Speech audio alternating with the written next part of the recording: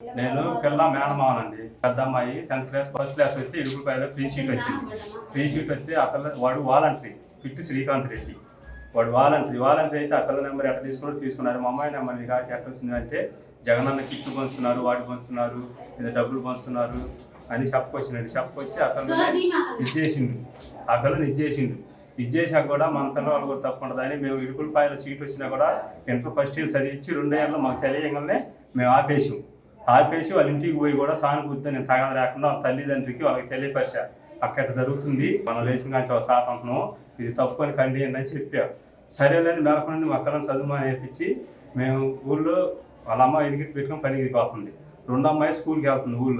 ఊళ్ళో స్కూల్కి వెళ్తున్నా కూడా ఈ పిల్లని బయటికి పోనీ ఇప్పుడు చేస్తున్నామని ఆ పిల్ల అమ్మడి బడి మెక్కాయం తీసుకురా, మెక్కాయ రాకపోతే నువ్వురా, నేను వాలంటీర్ని, మాకు 30 సంవత్సరాల దాకా తిరుగులేదు, నాకు మేము పైన కింద మొత్తం రెడ్డిసే, నాకు పోలీసు ఉద్యోగం వస్తుంది, నేను వాలంటీర్ని, మాకు 30 సంవత్సరాల దాకా తిరుగులేదు, నేను చూసుకుంటా, మీ మేనమామ వచ్చిండు, మీ మేనమామ ప్రెసిడెంట్ కాదు మోర సామిరెడ్డి అంట, కదిలితే పోలీస్ స్టేషన్ వ్యవహారం మొత్తం వాడు చూసుకుంటాడంట.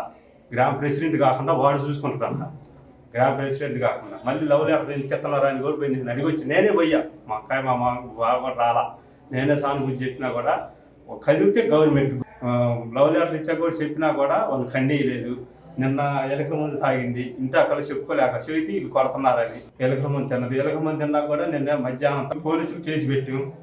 గ్రామ ప్రెసిడెంట్ సత్యనారాయణ కూడా వచ్చిండు, చెప్పించాం, పట్టుకొస్తారు అబ్బాయిని తీసుకొచ్చి కూర్చోబెడతారు, ట్రీట్మెంట్ ఇస్తారన్నారు. నిన్న మధ్యాహ్నం 3 గంటలకు వస్తే తెల్లారి ఉదయం 7 గంటల దాకా కూడా రాలేదు. ఎస్ఐ గారిని కలిసి వచ్చి మీరు ఎందుకు తీసుకురాలేదు ఏంటంటే అని, అబ్బాయి నైట్ వచ్చినా కూడా నైట్ ఉంది కదా రేపు ఉదయాన్నే తీసుకొస్తున్నాడు, మీరు ఒకసారి కాల్ చేయనండి. మళ్ళీ మీడియా వాళ్ళు వచ్చినా ఎవరు వచ్చినా పేపర్కి వచ్చినా మీ పిల్ల చదువుకుంటుంది, ఆగమైద్ది, మీరు చెప్పకాకుండా కానిస్టేబుల్ నాకు ఫోన్ చేసిండు. మా అమ్మాయి ఇడుపులపాయలో చదువుతుందండి, వాడు వాలంటరీ, మేము ఏళ్ళు పెట్టాలి, మా అమ్మాయికి స్కాలర్షిప్ పడింది, మా అమ్మాయి పెట్టాలి, నేను పెట్టాలి.